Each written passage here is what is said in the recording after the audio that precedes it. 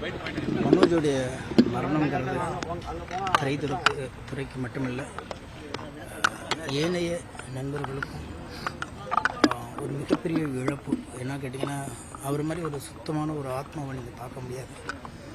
நிறைய அவர் கூட நான் ட்ராவல் பண்ணியிருக்கேன். ஒரு வெள்ளந்தியான அன்புக்கு சொந்தக்காரர். அவர் பெருங்கனவு இயக்குனர் ஆகணும் அப்படிங்கிறது, அது பல்வேறு முயற்சிகள் இயக்குனர் சரி, நிறைய இயக்குநர்கள் சேர்ந்து அவர் எப்படியாவது நம்ம இயக்குனருடைய மகன், நம்ம வீட்டுக்குள்ள அப்படின்னு சொல்லிட்டு எல்லாருமே அவருடைய வளர்ச்சியை எல்லாருமே எங்கேயாவது ஒரு இடத்துக்கு உயரத்தில் தூக்கி பிடிக்கணும்னு நினச்சாங்க. ஆனால் இவ்வளோ சீக்கிரம் இயற்கை அவரை ஒரு பேர் இழப்பு ஏற்படுத்துகிறது தெரியாது. எந்த வார்த்தை சொல்லியுமே அதை சரி செய்ய முடியாத ஒரு மரணமாக இருக்குது. ஆனால் அதுவும் இயக்குனருடைய இடத்துல இருந்து பார்க்கும்போது புத்திர சோகங்கிறது எவ்வளோ பெரிய இழப்புங்கிறது இழந்தவங்களுக்கு தான் தெரியும்.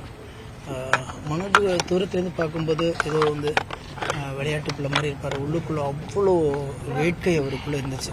ஏதாவது ஒரு வகையில் அப்பாவுக்குடைய பேர் எந்த வகையிலுமே நம்ம எடுத்துடாமல் அடுத்த கட்டத்துக்கு வந்துடணும். ஏன்னா இவ்வளோ பெரிய இயக்குனருடைய பிள்ளையாக இருந்துக்கிட்டு அடுத்த கட்டத்தில் நம்ம வராமல் இருக்கணும். அப்பாவுக்கு அது மிகப்பெரிய ஒரு தாழ்வு மனப்பானை ஏற்படுத்தணும்னு நிறைய பேசியிருக்காரு. நிறைய ஸ்கிரிப்ட் சொல்லுவார். நிறைய இடத்துக்கு நாங்கள் பயணம் பண்ணியிருக்கோம்.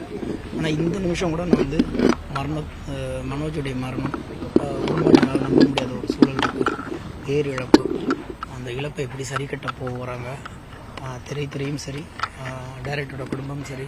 டைரக்டர் குடும்பம் எனக்கு திரைத்துறையில் எல்லாரும் அவரை முன்னவராக வைத்து அவரை ஃபாலோ பண்ணுற எத்தனையோ பேர் தன் வீட்டில் தன்னோட சகோதரன், தன்னுடைய மகன், தனக்கு இணையான ஒருவன் நம்மக்கிட்ட இல்லைங்கிற ஒரு மிகப்பெரிய துயரத்தில் இருக்கிறாங்க.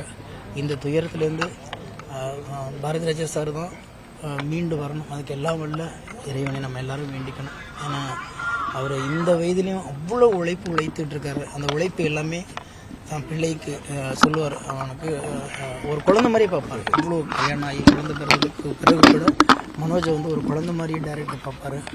அந்த மனிதருடைய மனநிலை என்னன்னு விவரிக்க முடியாத ஒரு இழப்பாக இருக்கிறது. அதே மனநிலை தான் என்னை போன்றவர்களுக்கும் இருக்கிறது. எல்லா வல்ல இறைவன் அவருடைய ஆத்மா சாந்தி அடைய வேண்டும் என்று